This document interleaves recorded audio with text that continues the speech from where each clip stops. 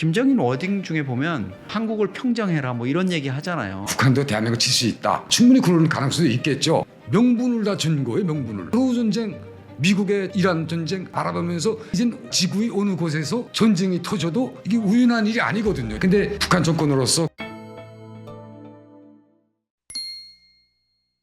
전술도로나 장벽, 철책 이런 거 만들고 또 뭐 여러 가지 도발적인 움직임 계속 미사일 발사라는 거 보이는 거 실제 이게 북한이 도발하기 위한 어떤 사전 징후 이렇게 저희가 좀 봐도 됩니까? 군사적으로 그런 측면도 충분히 배제할 수 없다고 생각을 합니다. 근데 최근에 관심을 안 가지고 이제 나의 생계 이런 데 많이 투썸 플레이스 하셔야 되니까. 그런 데 신경 쓰면서 북한 문제 난 이제 절대 북한 전문가도 아니고 북한을 바라보지도 않겠다 뭐 이런 마음가짐을 가지고 있었는데 뉴스나 이런 데서 북한 얘기가 나오게 되면 보게 되거든요. 그래서 뭐 최근에 말한 이제 두 개 국가론 북한의 핵무장화 이런 거 바라보면서 제 개인적인 의견입니다. 제 개인적인 의견은 군사분계선 DMZ를 왜 두 개 국가에 있는 것처럼 왜 군사화 요새화하면서 국경선처럼 만들어 가고 있거든요. 쉽게 말하면 미국이나 뭐 좀 뭐가 멕시코처럼 맞습니다. 예. 사투시. 그래서 그걸 바라보면서 북한은 핵을 포기하지 않잖아요. 포기할 수도 없고 북한의 생존과 관련된 문제이기 때문에 그래서 북한이 자기의 핵을 정당화하고 국제적 인증을 받기 위한 수단으로서 두 개 국가론이라고 생각을 합니다. 그러니까 대한민국 자체가 국제적 위상이 높고 국제사회에서 유엔이나 이런 데 영향력이 높잖아요. 그렇죠. 그래서 대한민국은 항상 북한이 핵을 가졌다고 인정하지 않고 한반도 비핵화를 주장을 하거든요. 인정하는 순간 안 되니까 동결로 가니까. 그러니까 이런 부담감에서 벗어나려면 유엔도 지금 동시 가입돼 있잖아요. 개별 국가로 이런 상황에서 하나의 주체적인 국가로 자주적인 국가로 가는 게 대한민국의 북한의 핵무장화에서 유리시킬 수 있는 이게 단계라고 보는 거라고 생각을 합니다. 저는. 그러니까 이게 한반도라는 이 테두리안에 계속 얹혀 들어갈수록 북한의 핵에 대한 국제적 압력과 명분이 계속 사라지거든요. 그래서 대한민국에서 두 개의 국가로 가는 순간 핵 문제는 북한의 문제로 한반도 문제가 북한의 문제로 남는 겁니다. 그리고 이걸 미국과의 단독적인 딜로에서 할 수 있는 조건도 마련되고요. 그래서 한반도는 옛날 육자회담이나 사자담인 것처럼 대한민국을 유리시키고 미국과의 1대1 단독회담으로서 국가로서의 핵무장화를 주장하려고 지금 이렇게 간다고 생각을 합니다. 그렇게 되면은 이제 사실 그렇죠. 이제 뭐 북한이 워싱턴한테 야 우리 직접 뭐 좀 하자 이럴 때 아니야 저 서울 들려서 와야 돼 너희 예, 우리 한미 관계가 그게 아니야 이런 걸 이제 주장을 못 하겠네요, 그죠? 왜 독립국가인데 이제 뭐 이렇게 너희랑 얘기하는 그러니까 거지 그런 통해서 웃기냐? 북한도 외교 전략가들 있잖아요. 미국의 우리가 북한식으로 이야기하면 전략가들이 이야기하면 미국의 한국에 대한 미국의 부담감을 덜어준다고 이야기할까요? 그러니까 북한의 핵 문제에 대해서 한국을 주시하잖아요. 우식한다 그러지. 우식하는데 그 우식하지 않도록 유도적으로 제도화를 만들어놓는 겁니다. 그 일본이라는 나라도 여기서 또 북한의 핵 무장에서 배제될 수가 없는 나라잖아요. 그러니까 일본과의 관계 개선 문제에서도 일본이 한국을 우식하지 않을 수 있는 존재를 마련해 주는 겁니다. 그래서 이 두 개의 국가론이 일명 우리식으로 북한식으로 이야기하게 되면 아이디어를 굉장히 잘 낸 겁니다. 최상의 아이디어입니다. 이게. 전술적으로는 아주 상식이다. 상치 그게 실현 가능한지 안 가능한지는 이제 앞으로 봐야 되겠지만 한국하고 철저히 고리를 둠으로써 북한이 여기서 자기네가 국제적으로 실리를 챙긴다고 생각을 합니다. 김정은의 뭐 대남 적대니 두 국가론이 저도 이제 북한 연구해온 입장에서 다 이해할 수 있어요. 뭐 그건 전 선택의 문제니까. 근데 한 가지 이제 의아한 거는 할아버지인 김일성이 평양에 그 3대 원장 기념탑까지 만들었거든요. 어마어마한 크기로.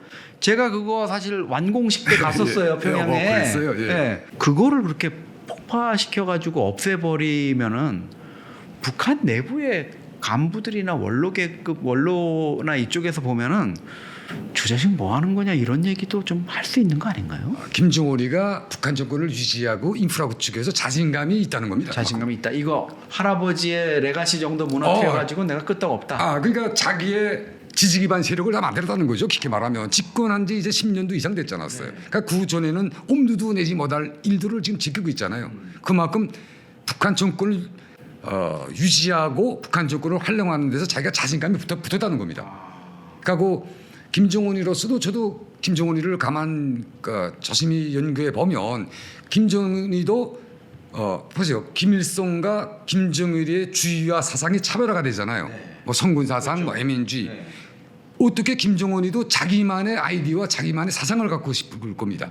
그래서 그게 총합적으로 김일성, 김정일주의가 될지언정, 그 김일성, 이제 김정은주의가 또 나올 수도 있거든요. 이제. 그렇죠. 그러니까 김정은이도 선대 수령들 가는 차별시정 정책, 그러니까 자기 딴의 국민들하는, 그러니까 북한 주민들하는 좀 더 다가가는 모습.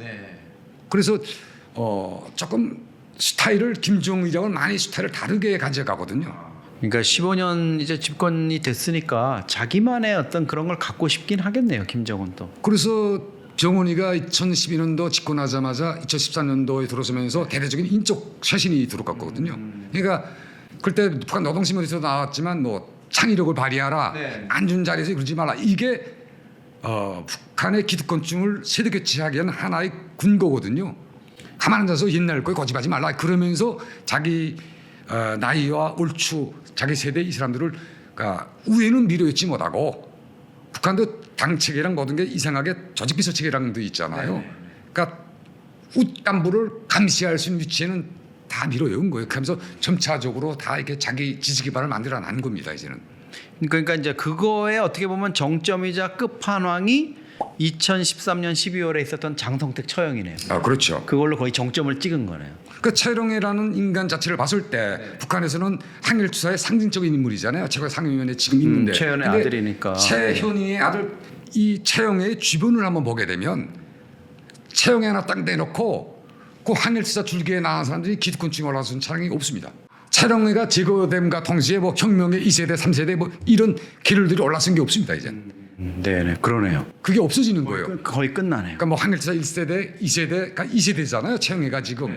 그 3세대 이렇게 되는데 2세대 계열에서 기득과 당 정권에 들어선 사람이 없습니다. 그럭저럭 밥은 먹고 살게 해주겠지만 그렇게 핵심적인 자리에는 이제 정치 참여를 부도시킨다는 거죠. 자기 사람으로 다 만들어놓는 거죠.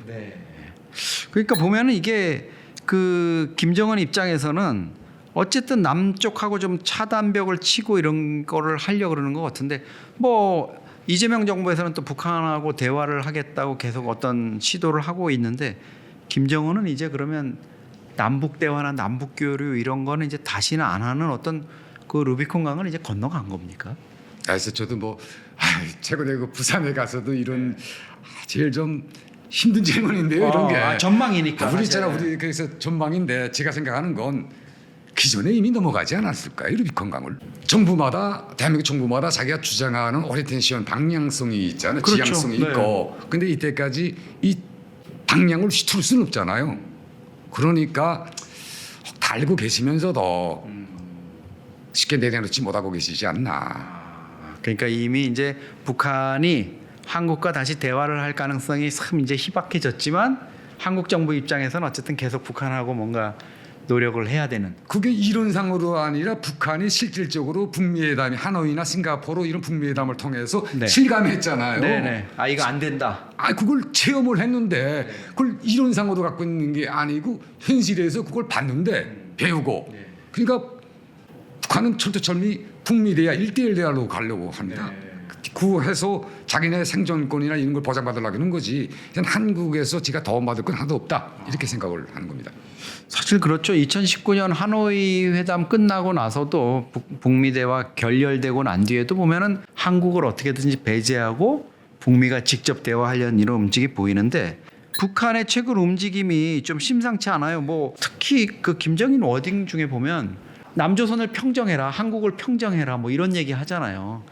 이런 것 때문에 저희들 입장에서는 사실 한반도에서 어찌 군사적 충돌, 북한 도발, 야 이거 좀 위험한 거 아니야? 김정은이 저렇게 말로는 차단벽 쳐지만 뭔가 우리가 좀 맥 놓고 있으면 또 공격하거나 타격을 하는 거 아니야? 이런 걱정도 할 수 있거든요. 예, 지금 여러 가지 국제 정치 질서나 뭐 군사 질서라는 게 다시 붕괴되지 않았어요.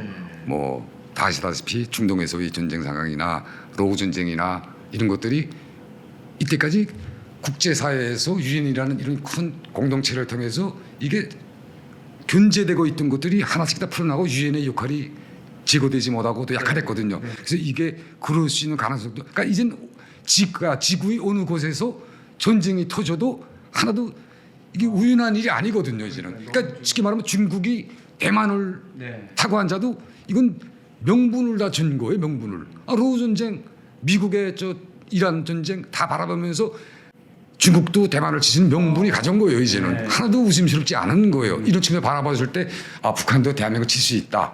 충분히 그런 가능성도 있겠죠. 네. 근데 북한 정권으로서 그 부담감을 이겨내겠나? 전면적으로 사실 뭐 어떤 기습을 한다 이러면 한미 연합 전력이 또 압도적인 주한미군이 왔던 대한민국이 아직 주둔하고 있잖아요. 그렇죠. 주둔하고 있으니까 그러니까 함부로 섣불리 대한민국을 다치진 못할 겁니다. 그래서 뭐 주한미군이 없으면 그다음에 아무래도 시간적 공간도 있고 여러 가지 있으니까 아직까지는 미국과의 대한민국의 군사동맹이 국권이 살아 있으니까 그게 그 가능성이 조금 배제될 수 있다고 생각을 합니다. 저 투썸 플레이스 점주만 꿈꾸신 줄 알았는데 틈틈이 이렇게 또 아무래도 외교관으로 오랫동안 해외에서 근무를 하셨고 또 평양에서 김일성 대학에서 또 불어 전공하시고 평생 이제 외교관 엘리트의 길을 걸어오셨으니까 이런 부분에 대한 관심이 많지 않을까 생각합니다.